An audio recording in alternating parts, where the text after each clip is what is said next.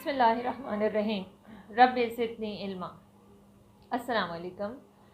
Today I am going to discuss with you people a very important lesson that is from the course of first year, and it is giving a very good message to all the people.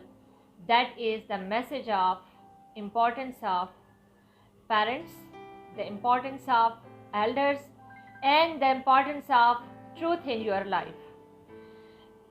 The chapter is A Long Walk Home. This is written by Jason Bucaro, who was born in Estepona, Spain. So this story is taken from his one of the book, that is Chicken Soup for the Teenage Soul. This is a collection of a real life story of the writer. So the writer says that I grew up in the south of Spain in a little community called Estepona. मेरी पैदाइश एस्टेपोना में हुई और मैं जब 16 बरस का था, एक सुबह मेरे वालिद ने मुझे कहा कि मैं उन्हें गाड़ी चलाकर करीब के एक गांव जिसका नाम मिजाज है वहां तक ले जा सकता हूं। अब अभी राइटर ने गाड़ी चलाना सीखी थी और उसको बड़ा ज़्यादा लंबे डिस्टेंस तक उसने ट्रैवलिंग नहीं की थी। वो गांव जो तकरीबन 18 मील के फासले पर था, तो उसे बड़ी खुशी हुई कि उसके फादर ने उसे अलाउ किया कि वो उनको ड्राइव करके ले जाए। तो उसने खुशी खुशी रजामंदी शो की कि वो अपने वालिद को वहाँ तक ड्राइव करके ले जाएगा। अब वो उन्हें ड्राइव करके ले जा, लेकिन उन्होंने साथ कहा कि इस शर्त पर कि तुमने वहाँ जाकर गाड़ी को वर्कशॉप में रिपेयर करवा देना है। तो उसके वालिद का जो काम था, उन्होंने कहा मैं अपना काम कर लूँगा और जब तक आप गाड़ी को रिपेयर करा लेना और शाम में हम दोनों वापस आ जाएंगे। तो जब वो उन्हें वहाँ देकर गया, अब जब उसने वहाँ ड्रॉप किया और दोनों में डिसाइड हुआ कि वक्त तक 4 बजे तक उन्होंने वापस आना है, तो उसने ये सोचा कि उनके आने तक बहुत टाइम है, तो चलो मैं ऐसा कर लेता हूँ, अपना वक्त गुजारने के लिए मैं करीब के सिनेमा में जाकर कोई मूवीज़ देख लेता हूँ। जब तक मेरे वालिद आएंगे तब तक मैं अपनी मूवीज़ देख लूँगा और मेरा वक्त भी गुजर जाएगा। तो गाड़ी उसने वर्कशॉप पे ड्रॉप की और वहाँ से वो करीब के सिनेमा में उसने पूछा, तो 1-2 मूवीज़ वहाँ लगनी थी और वो वहाँ मूवीज़ देखने चला गया। अब मूवीज़ देखने में वक्त ऐसे गुजरा कि उसे एहसास ही नहीं हुआ कि 4 की बजाय 6 बज गए और वो शाम के 6 बजे तक सिनेमा में बैठा रहा। और जब उसने वक्त देखा 6 बजने का, तो दिल में बहुत शर्मिंदा हुआ कि अब मैं अपने वालिद को क्या बताऊंगा, मैं तो बहुत ज़्यादा लेट हो चुका हूँ, 2 घंटे लेट हो चुका हूँ। तो वो वहाँ से भागता हुआ वर्कशॉप पे जाता है, वहाँ से उसने गाड़ी ली और दिल में सोचता है कि चलो मैं अपने वालिद से ये कहूँगा कि मैं गाड़ी में कुछ ज़्यादा काम था, रिपेयर कराने में कुछ ज़्यादा वक्त लग गया, इस वजह से मुझे इंतज़ार करना पड़ा, मुझे इतनी देर हो गई है, तो मैं ये बहाना बनाकर उनसे माजरत कर लूँगा। जब वो वहाँ पहुँचा, जो जगह उन्होंने फ़िक्स की थी वहाँ पर पहुँचने के लिए, तो उसके वालिद वहाँ पहले से इंतज़ार कर रहे थे। अब वो जब वहाँ पहुँचा तो उसने बताया, कहने लगा, पहले तो उसने माजरत की कि मुझसे मैं इतना ज़्यादा लेट हो चुका हूँ। तो उसके फादर उससे पूछने लगे, अच्छा तो किस वक्त आप पहुँचे? तो उसने कहा कि असल में मैं लेट इस वजह से हो चुका हूँ कि मैंने जब मैं वर्कशॉप गया तो उन्होंने कहा कि गाड़ी में कुछ ज़्यादा मरम्मत की ज़रूरत है, इस वजह से मुझे बहुत ज़्यादा देर हो गई। उसके वालिद थोड़ी देर खामोश रहे, उसे देखा और फिर कहने लगे कि मुझे अफसोस है कि आज तुम्हें मुझसे झूठ बोलना पड़ा। मैंने 4 बजे वर्कशॉप फ़ोन किया था और उन्होंने मुझे कहा कि गाड़ी खड़ी है मगर आपका बेटा उसे लेने नहीं आया। फिर उन्होंने कहा कि मुझे अफसोस है कि मुझे इस बात का अफसोस नहीं है कि आपने मुझसे गलत बयानी की, बल्कि इस बात का अफसोस है कि मैं एक अच्छा फादर नहीं हूँ, कि मैं आपकी तरबियत सही तरीके से नहीं कर सका, कि आज मेरे बेटे को मुझसे झूठ बोलना पड़ रहा है।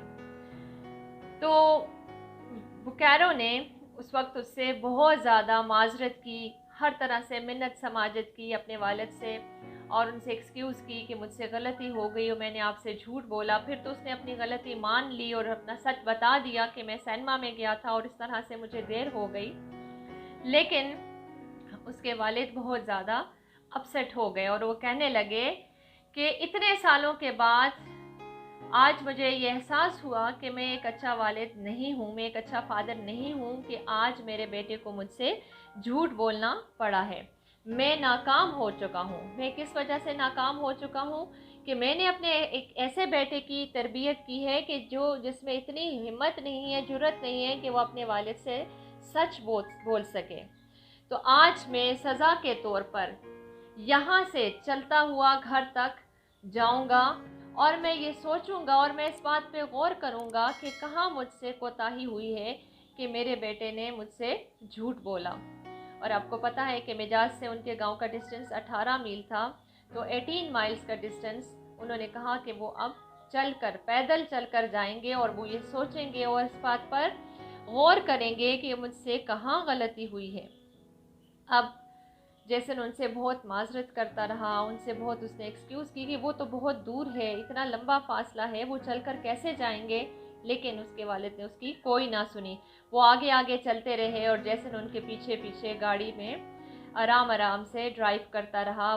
اس کی التجائیں، اس کی معذرت، اس کی جتنی بھی اس نے اپنے والد سے جتنی بھی اس نے ایکسکیوز کی، وہ کچھ کام نہ آئی اور وہ چلتے رہے۔ اور انہوں نے for 18 miles, he says for 18 miles I drove behind him, averaging about 5 miles per hour. تقریباً 5 miles per hour وہ ان کے پیچھے پیچھے گاڑی میں چلتے رہے۔ So seeing my father in so much physical pain and emotional pain was the most distressing and painful experience that I have ever faced. However, it was also the most successful lesson. I have never lied to him since. اب یہ بہت تکلیف دہ بات تھی کہ اس کے father جس طرح چل کے جا رہے تھے، 18 میل کا فاصلہ انہوں نے طے کیا، تو رائٹر یہ کہتا ہے کہ میرے لیے وہ بہت اذیت ناک تھا کہ میں اپنے والد کو چلتا ہوا دیکھ رہا تھا، میں کچھ نہیں کر سکتا تھا، لیکن یہ ضرور ہوا کہ اس کے بعد زندگی میں نے کبھی ان سے جھوٹ نہیں بولا۔ وہ یہ اصل کہانی کا مقصد یہ تھا کہ سم ٹائمز جو بٹر ایکسپیرینسز ہوتے ہیں وہ ہمیں بہت بڑا لیسن سکھا دیتے ہیں۔ بعض اوقات کوئی اچھا لیسن سکھانے کے لیے بہت بٹر، کربناک، اذیت ناک ایکسپیرینس سے گزارنا پڑتا ہے۔ تو اس کے فادر نے ایک اچھا پلان کیا کہ انہوں نے اس طرح سے اپنے بیٹے کو یہ سبق سکھا دیا کہ وہ زندگی میں آئندہ کبھی اس نے جھوٹ نہیں بولا۔ تو یہ ایسے ایکسپیرینسز فیملی لائف میں پیرنٹس اور چلڈرن کے درمیان اس طرح کے ریلیشن سم ٹائمز ہوتے ہیں، تو ان کو ڈیولپ کرنے کے لیے رائٹر ایک ایسا سجیشن دے رہا ہے کہ آپ بھی بجائے اس کے کہ فزیکل ٹارچر کا استعمال کریں، اس کے بغیر آپ ان کو بچوں کی تربیت جو ہے، ان کی گرومنگ جو ہے، کسی ایسے لیسن سے، کسی بٹر ایکسپیرینس سے ان کو سکھایا جا سکتا ہے۔ So this is one of the beautiful experience of the writer that is taken from his book. So thank you with these words.